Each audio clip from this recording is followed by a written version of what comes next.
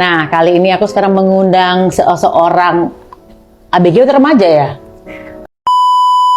Thorik Halilintar dan Alia Mas Said saat ini telah kembali ke Indonesia usai berbulan madu di negara Italia. Salah satunya mengunjungi Tuscany, Milan hingga Santorini.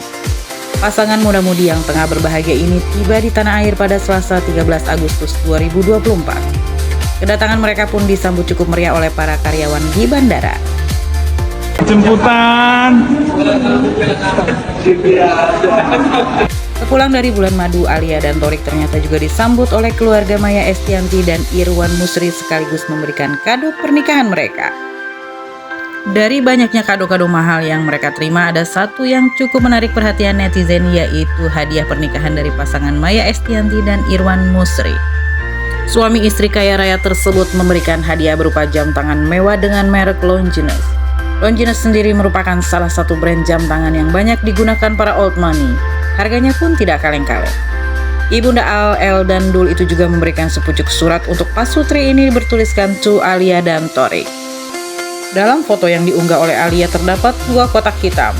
Satu kotak hitam yang telah dibuka itu berisi jam tangan berwarna silver, sedangkan kotak satunya tampak masih tertutup rapat. Alia Mas Said sendiri memang memiliki kedekatan khusus dengan keluarga Maya Estianty. Anak dari almarhum Aji Mas Said dan Reza Artamevia ini sangat dekat dengan ketiga anak Maya, yaitu Al Ghazali, Ahmad El Jalaluddin Rumi, dan Abdul Qadir Jailani. Bahkan saat itu beredar kabar kalau Alia Mas Said dulu sempat akan dijodohkan oleh salah satu anak lelaki dari Maya Estianty. Belum diketahui seri dan harga jam tangan pemberian Maya Estianty itu. Namun koleksi jam tangan yang dijual brand Longines itu ditaksir mulai harga puluhan juta hingga ratusan juta rupiah.